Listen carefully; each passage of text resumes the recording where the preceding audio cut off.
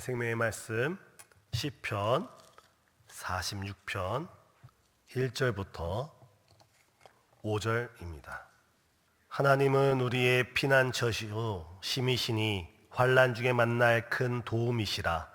그러므로 땅이 변하든지 산이 흔들려 바다 가운데 빠지든지 바닷물이 솟아나고 뛰놀든지 그것이 넘침으로 산이 흔들릴지라도 우리는 두려워하지 아니하리로다. 셀라.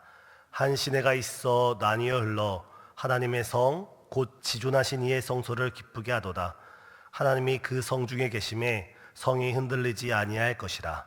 새벽에 하나님이 도우시리로다. 아멘. 목감기로 인해 목 상태가 좋지 않음을 양해해 주시길 바랍니다.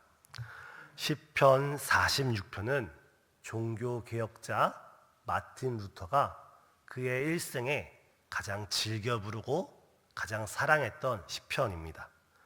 그는 종교개혁 시기에 여러 환난과 여러 절망의 순간을 만날 때마다 이 시편을 암송하면서 힘을 얻었다고 합니다.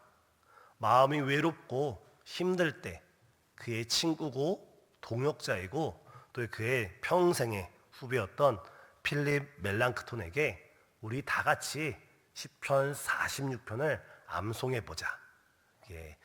독일에는 46편에 대한 노래가 있어서 시편 46편을 우리 함께 노래하자 하면서 이 시편 46편을 서로 암송하고 노래하면서 그 어려움을 이겨냈다고 합니다. 그래서 루터가 이 시편 46편에서 암송을 하고 한평생 이 시편 46편을 좋아하면서 작시한 찬송가가 바로 우리가 알고 있는 찬송가 585자 내 주는 강한 성이요 방패와 병기 되시니 그 찬송이 바로 시편 46편을 암송하고 애창하다가 거기서 영감을 얻어서 기록된 찬양이 바로 그 찬양이라고 합니다. 그래서 일부 사람들은 시편 46편을 가리켜서 루터의 시편이다, 루터가 즐겨 불렀던 시편이다라고 부르기도 합니다. 시편 46편은 이렇게 시작하고 있습니다. 다 같이 1절입니다. 하나님은 우리의 피난처시요 힘이시니 환난 중에 만날 큰 도움이시라. 제가 지금은 얌전하게 읽었지만 확신에 찬 어조로 기록되어 있습니다. 하나님은 우리의 피난처시고 우리의 힘이시고 환난 중에 만날 큰 도움이 되어 주십니다. 사랑하는 성도님, 하나님은 우리의 피난처로 삼으시고 우리의 힘으로 삼으시고 환난 중에 만날 우리를 도와주실 큰 도움으로 바라보는 저와 여러분 되시길 바랍니다. 우리의 인생길에서 피난처가 필요 없는 사람은 단 한 사람도 없습니다. 우리 인생이 마치 마라톤이라고 말할 때 그 마라톤은 그냥 마라톤이 아니라 엄연히 말하면 장애물을 뛰어넘는 마라톤입니다. 달려가다 보면 예상하지 않게 장애물이 나타나고 그 장애물이 나타날 때마다 우린 그 장애물을 건너뛰어야 되는지 아니면 건너뛰지 못해서 돌아가야 하는지 아니면 그 장애물을 치우고 해결하고 가야 되는지 우리는 그때마다 고민을 하며 그 장애물 앞에서 우리는 전전긍긍합니다. 진정한 문제는 우리 인생 앞에서 갑자기 나타난 그 장애물을 우리가 해결할 수 없을 때입니다. 뛰어넘지도 못하고 피해가지도 못하고 해결하지도 못할 때 바로 그때 하나님께서 우리의 피난처가 되어주시고 힘이 되어주시고 환난 중에 큰 도움으로 우리와 함께 해주심을 믿습니다. 지금 우리 인생길 가운데 어떤 장애물이 있으십니까? 육신의 장애물이 될 수도 있고 경제적인 장애물이 될 수도 있고 사람과 사람 사이에 아니면 개인의 마음의 감정에 장애물이 될 수가 있습니다. 어떤 장애물이든지 하나님이 우리의 피난처가 되어주시고 힘이 되어주시고 환난 중에 큰 도움이 되어주신다는 이 언약의 말씀은 변치 않습니다. 오늘 이 새벽 시간에 하나님께 피하시고 하나님의 힘을 덧입으시고 하나님의 큰 도움을 얻는 우리 성도님 되시길 예수님의 이름으로 축복합니다. 여러 성경 주석에 따르면 이 시편 46편은 역사적인 배경으로 기록되었다 합니다. 열왕기하 18장, 19장을 배경으로 그 18장, 19장 사건 이후에 기록되었다고 합니다. 열왕기하 18장, 19장을 보면 히스기야 왕 때에 아수르 왕 사넬립이 군사 18만 5천 명을 이끌고 남유다를 침공해 들어옵니다. 예루살렘을 뺀 거의 나머지 국토가 거의 초토화되었고 예루살렘도 거의 멸망 직전에 있었을 때 이 아수르 왕 사넬립은 편지를 보내며 히스기야 왕에게 항복할 것을 권고했습니다. 이때 히스기야 왕은 그 서신을 가지고 자신의 인생에서 이스라엘의 인생에서 넘지 못하는 그 장애물 가운데 그 서신 항복 서신 문서를 가지고 하나님 전에 들어가서 하나님 전에 펴놓고 하나님께 울부짖을 때 하나님께서 응답하시고 바로 그날 밤 하나님께서는 아수르 진영에 천사를 보내어 군사를 치게 하셨는데 아침에 보니 18만 5천 명이 모두 죽게 되었습니다. 이처럼 하나님께서는 자신을 의뢰하는 자들을 자신을 피난처로 삼고 자신의 힘을 찾는 자들을 주께서는 피난처가 되어주시고 큰 도움이 되어주시는 줄 믿습니다. 지금 우리는 누구를 피난처로 삼고 있습니까? 지금 우리는 무엇을 피난처로 삼고 계십니까? 혹 건강일 수도 있고 물질일 수도 있고 특정 사람일 수도 있지만 이 모든 것으로도 해결할 수 없는 그 문제 가운데 우리는 오로지 전능하신 하나님을 우리의 피난처로 삼고 우리 주님께 간구하고 두드리는 이 시간 되시길 바랍니다.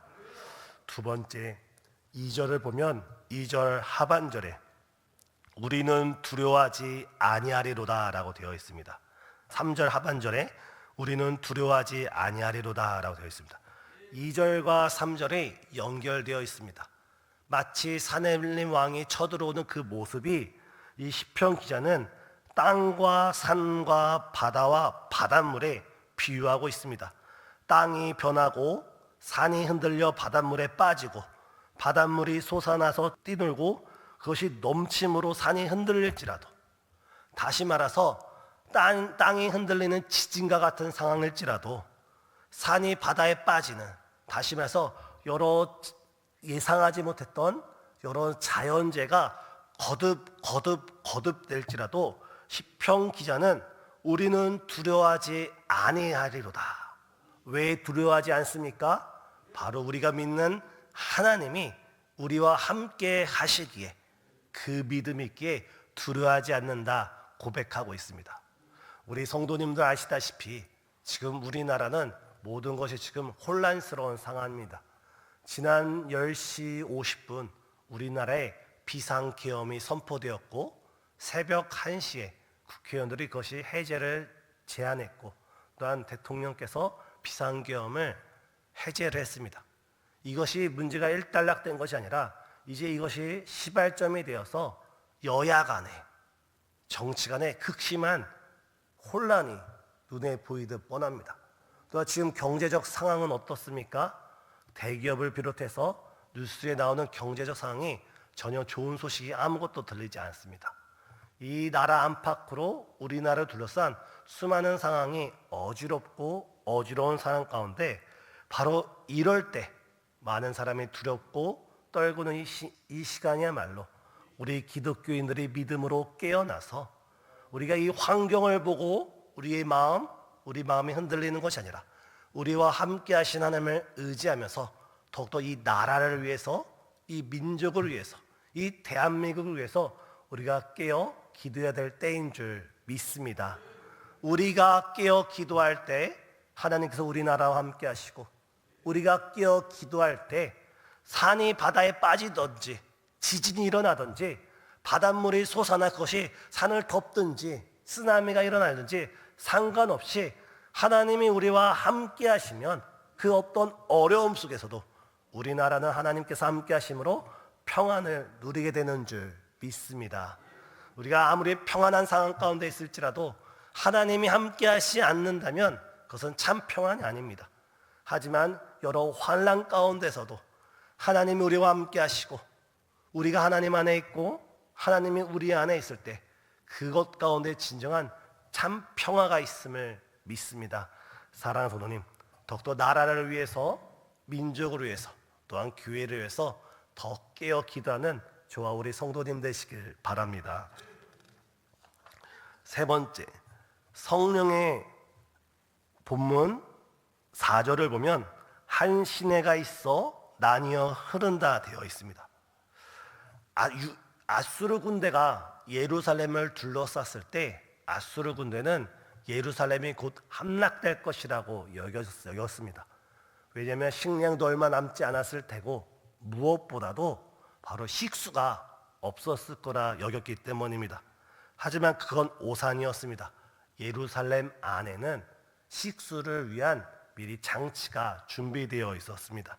그것은 실로암 연못을 중심으로 흘러나와 당시 포위된 예루살렘에 중요한 식수가 있었습니다. 여기서 이 한 시내는 그 시내를 의미하는데 이것을 영적으로 보면 하나님의 은혜라 볼 수 있습니다. 에스겔 환상을 보면 하나님의 성전으로부터 생수의 강이 흘러나갑니다. 이 생수의 강이 동편으로 흘러나갈 때 이 생수의 강이 닿는 곳마다 살아나는 역사, 회복되는 역사, 열매 맺는 역사가 아름답게 나타나는 것을 볼 수가 있습니다. 이제 신약 시대는 이 성전의 역할을 교회에서 감당합니다. 교회에서 하나님의 성령의 강물이 흘러나갈 때, 교회에서 하나님의 성령의 강물이 흘러 넘칠 때 성령의 강물이 닿는 곳마다 살아나는 역사, 회복의 역사, 치유의 역사, 기적과 응답의 역사가 일어나는 줄 믿습니다. 우리가 이 교회에 나와서 이 교회에서 흘러넘치는 성령의 강물의 역사 가운데 우리가 기도하고 꿇어 엎드리고 하나님 앞에 두 손을 들고 부르짖을 때 성령 하나님께서 우리와 함께 하시사 병든 자는 치유하시고 마음이 답답한 자들에게는 그 흉악의 결박을 풀어주시고 또 마음이 공고하고 힘든 자들에게 주님께서 날마다 주시는 생명의 만나로 인하여 우리에게 새 힘을 허락하여 주시는 줄 믿습니다. 사랑하는 성도님, 더욱더 우리 마음이 힘들고 어려울 때 성령의 생수의 역사, 성령의 강물의 역사가 흘러넘치는 교회에 나와서 우리 하나님께 부르짖고 간구함으로써 환난에 큰 도움이 되시는, 우리의 구원이 되시는 하나님을 만나고 돌아가시는 우리 성도님 되시길 바랍니다.